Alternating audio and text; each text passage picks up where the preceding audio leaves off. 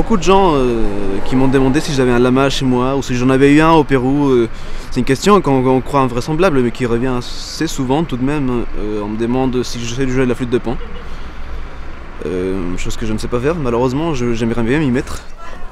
Je suis arrivé en France, donc je venais d'avoir 15 ans. J'ai été accepté en milieu de 4e en collège ici à Nantes. J'ai fait ma première L, terminale L, j'ai eu mon bac avec mention.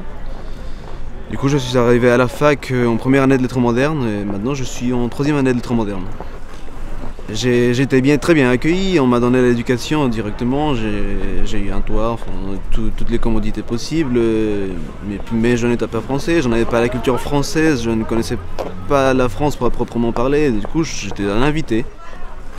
Je pense pas qu'au Pérou j'aurais pu suivre ce qui est ma passion, enfin la littérature, j'en aurais peut-être même pas fait la rencontre au Pérou. Ici j'ai la chance de pouvoir le faire et d'espérer trouver un boulot avec ça, ce qui plus est.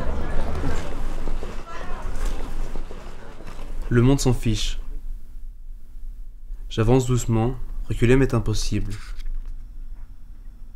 Je commence une autre histoire, différente de la première, dans un décor différent, avec d'autres personnages et une autre intrigue. Je ne l'écris pas, je la vis.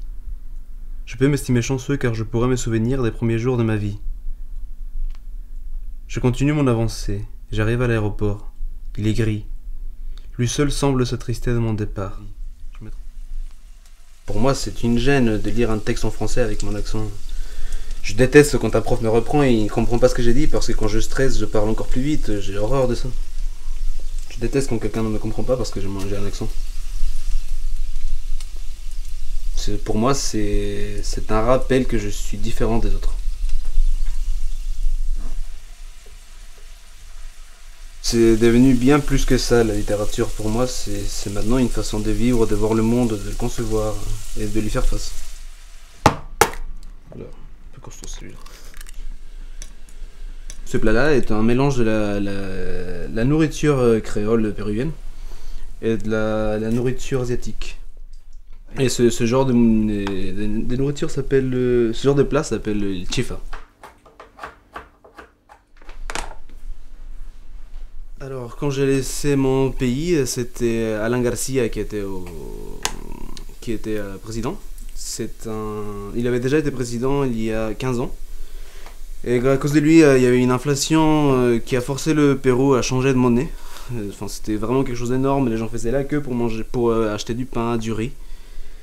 Et il avait vraiment laissé le Pérou dans un sale état. Les personnages politiques ici sont quand même vachement plus respectables qu'au Pérou. Enfin, dans le sens où au Pérou, ça s'est déjà vu que des membres du Congrès soient élus parce que c'est des femmes qui dansaient à la télé, qui avaient des arguments physiques plutôt très conséquents. Je trouvais ça très dommage, très honteux pour mon pays. Je me sens complètement concerné par la politique française parce qu'elle influe sur ma vie directement. C'est le gouvernement français qui pourrait choisir, par exemple demain, de ne pas donner d'aide économique aux étudiants qui sont à l'étranger. Et je serais complètement... j'aurais plus aucun moyen de continuer mes études. Je ne fais pas vraiment confiance aux candidats pour 2012 pour la simple raison que ceux qui ont une chance d'être élus, je trouve qu'ils n'ont dans leurs idées et même dans leur présence, je les vois très mal aller gouverner la France. Je ne souhaite évidemment pas que ce soit la fille de Le Pen qui soit élue, mais pas non plus les autres.